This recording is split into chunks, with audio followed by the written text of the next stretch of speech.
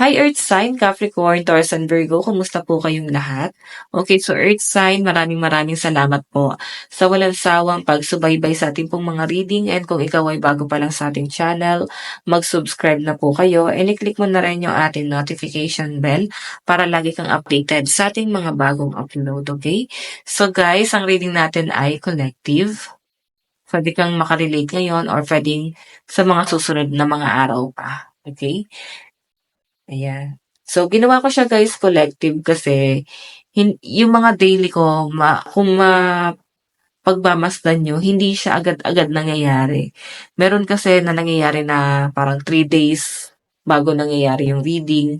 So, kaya ginawa ko na lang siyang collective. Okay? Pero parang daily pa rin naman to. Okay, so Earth sign, tignan natin. Energy mo,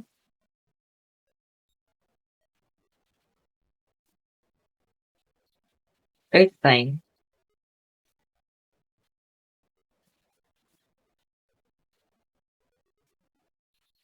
Meron tayong 10 of Pentacles. Okay. Mabuti yung hangarin ng mga earth sign. Ngayon kasi mas naka-focus ka sa pamilya mo eh. Ayan. So, maganda yung hangarin mo. Nakikita ko na parang marami kang gagawin na paraan para makatulong ka sa pamilya. So, parang sinasabi sa akin dito, earth sign, ako muna. Parang ako muna yung bahala. So, ako yung gagawa ng paraan. Hayaan niyo muna ako. Yung iba naman dito guys, nagpapahinga. Okay? Ayan o, walang trabaho yung iba sa inyo. Kaya parang gustong-gusto na magtrabaho ng ibang earth sign dito.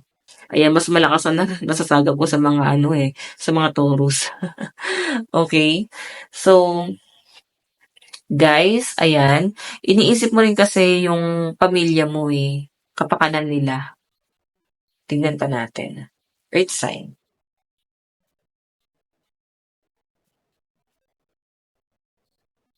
Parang magpapakadakila ang mga earth sign ngayon. So, hindi man kayo sa pera, parang tutulong ka naman sa ibang bagay. Like, pag-aasikaso sa tahanan. Ayan.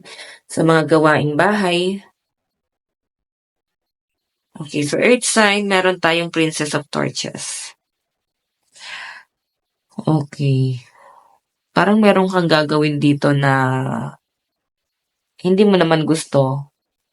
Huwag ka munang magpapadalos-dalos ng mga desisyon kasi baka yung gagawin mo hindi mo naman gusto. Okay? Baka nadadala ka lang ng emosyon mo. Ayan. Princess of Torches. So, Earth sign, pinapakita rin sa akin dyan na parang napasubo ka lang kasi kailangan mo na. Ganon. Sige, tignan pa natin. Pero pinag-iingat ka kasi dyan, Earth sign eh. Okay, mag-ingat ka sa mga decision mo ngayong araw. Kung bigla ka magde-decide dahil lang sa emosyon mo, like sobrang saya or sobrang galit, baka hindi magiging maganda yung outcome. Tingnan pa natin. Meron, diba? Sabi ko sa inyo eh. Pwede i-disappoint mo to. Okay? So, wag ka muna magpapadalos-dalos ng mga desisyon kasi pwedeng ma-disappoint ka niya sa bagay na yan. Okay? Relax lang muna kayo ngayon, guys. Kagaya na to, magpahinga ka lang muna kasi hindi pa siya tamang panahon eh. Okay, kung yung iba sa inyo na walang trabaho ngayon at parang nata-trigger ka na gusto mo na magtrabaho parang gano'n. So, sabihin naman ng iba dito, "Madam bakit ba? Gusto ko na magtrabaho, eh." Puwede rin naman guys, pero sinasabi nga rito guys, piliin mo yung trabahong gusto mo. Kasi tignan mo, baka ganito papasok ka sa trabahong hindi mo naman gusto ta's may nakakita kasi ako dito guys, baka mag-resign ka lang, hindi ka magtatagal. Okay, hindi ka magtatagal diyan sa bagay na 'yan. Kasi di mo naman 'to gusto, eh. So, baka nag-aksaya ka lang ng panahon, earth sign. Okay? Ayan, tignan pa natin. Yung iba naman dito guys puwedeng ayan, nagde-decide na mag-resign na lang. Meron tayong 6 of Pentacles. Okay, so earth sign, sa pinapakita sa'kin dito, maaari 'no, wala ka pang kakayahan ngayon, pero gagawa ka ng paraan, eh. May mga side hustle ang mga earth sign dito. So, sabi ko nga kanina guys, puwedeng may pagkakaisa kayong gagawin ngayon, like siguro yung breadwinner niyo, nanghina, walang trabaho, so parang ikaw yung sasalo muna sa responsibilidad. Parang ikaw muna yung gagawa ng paraan. Ayan 'no, hahanap ka talaga ng paraan para kumita ng pera ngayon. So, ramdam ko yung struggle ng mga earth sign pagdating sa kanilang financial talaga ngayon, okey? Pero hindi naman daw 'to guys what I mean, hindi naman 'to guys pangmatagalan kasi ito ay ma-o-overcome mo din naman, malalampasan mo rin 'yan. Tignan natin ano 'tong Ten of Pentacles, meron tayong ayan, sa pamilya guys mararamdaman mo earth sign na parang magkakaroon kayo ng pagkakaisa, pero parang may pagtatalo din dahil sa bills. Ayan, parang meron kayong pagtatalunan, may mga mag-aaway-away dahil sa bills, bayarin sa kuryente, tubig, internet.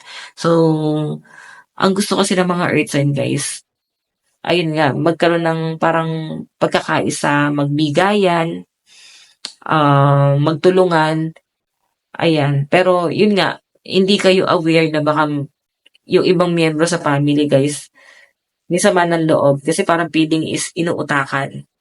Okay? Meron po tayong Four of Cups, ayan yung Princess of Torches, Four of Cups.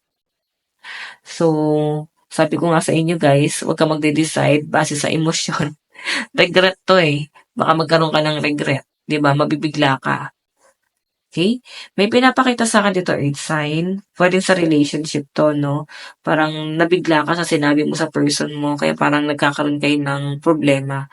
Pero alam nyo guys, kahit ganon, susuyuin ka pa rin ng person mo eh. Kahit na ikaw yung naging matampuhin dito. Pero ikaw parang mataas pride mo. Tignan natin earth sign. Ano tong the tower?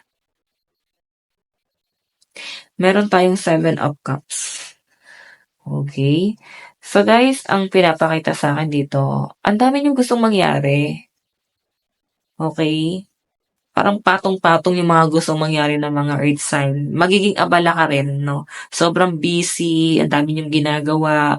So, siguro halo-halong problema na rin to guys sa parang sabay-sabay na gusto mong solusyonan. Bibigay ka daw kasi. Okay, bibigay ka, yan no? Gusto mo kasi masolusyonan yung problema mo. Okay? So, isa-isa lang guys, kahit sabihin natin na parang patong-patong na yan, nandiyan na si due date, yun yung iniisip mo. So, guys, mahihirapan ka kung pipilitin mo. Okay? Manghingi ka ng tulong. Okay? Manghingi ka ng tulong, wag mong pasanin lahat ng responsibility. Tingnan natin. Ano naman pong Six of Pentacles? Okay, may nakikita akong tukso. So, may nagsisisi na dito. Earth sign sa love life, may nagsisisi oh. Okay? Pwede nagsisisi na yung person mo. Hindi maganda yung nakikita ko kasi pagdating sa relationship yun ng person mo kasi parang may pagkakaisa. Dapat kayo. Pero, yun nga lang, um, isa lang yung gumagalaw. Isa lang yung kumikita talaga ng maganda rito. And sa pinapakita sa akin, earth sign, nagsisisi na yung person mo or pwede ikaw yung nagsisisi na, no? May pagtatalo kayo ng person mo dahil sa responsibilidad. Pwede sa mga bayarin sa bahay. Sa pinapakita sa akin dito guys, may mga natutukso kasi. Parang nagsisisi na parang, paano kaya kung iba na lang yung finurso ko? Parang ganon. So, lagi siguro guys sasabihin sa inyo ng person mo to pagsisi na to. Okay? Kaya parang puro pera na lang yung umiikot, puro pera na lang yung nagpapastress. Sawan-sawa na yung iba sa inyo, puro pera na lang yung pinaririnig. So, ganun yung pinapakita sa akin, guys. O yan din rin din na yung mga earth sign. Okay? So, baka may mga nag-resign na kasi na earth sign dito. Oh. Kaya parang maghahanap ka ng ibang mas magandang trabaho. Okay? Tingnan natin. Advice para sa mga earth sign. Okay. I'm lovingly accept myself. Meron kang hindi matanggap sa sarili mo. Imperfection mo ba to? Or pwedeng maski sarili mo, biniblame mo. Okay? Parang nasisisi mo yung sarili mo. Siguro, nandiyan ka sa point ngayon na ang daming opportunity dumating sa inyo. Tapos kung sino-sino yung tinulungan mo, kung sino-sino yung parang binigyan mo ng parang attention noon, nakalimutan mo yung sarili mo. Hindi mo binild yung sarili mo, mas binild mo pa yung ibang tao. So ngayon sila buong-buo na guys. Stable, may maayos na buhay. Ikaw eto, 'di ba? May pagsisisi kang nararanasan ngayon na parang dapat pala inuna ko yung sarili ko. Dapat pala naging selfish pala ako. Okay? Minsan kasi guys nakakabuti rin yung mga negative eh, no? Like eto, yung pagiging selfish, makakabuti rin talaga eh. Ngayon kasi guys sa pagiging mapagbigay mo, pagiging mabuti mo sa ibang tao, nakalimutan mo na tulungan yung sarili mo. Ngayon, eto ha, ayan no, ngayon ka naghahabol. Okay, ngayon ka naghahabol kung kailan parang hindi ganon kaayos ang um, pamumuhay mo, like mailap ang swerte sa inyo. Okay? So, hindi pa naman daw guys huli ang lahat. Okay? Nakikita ko naman na parang ma-overcome mo dito.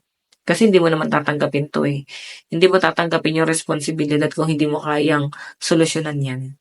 Okay? So guys, ito lang po ang inyong reading. Maraming salamat po. Bye-bye.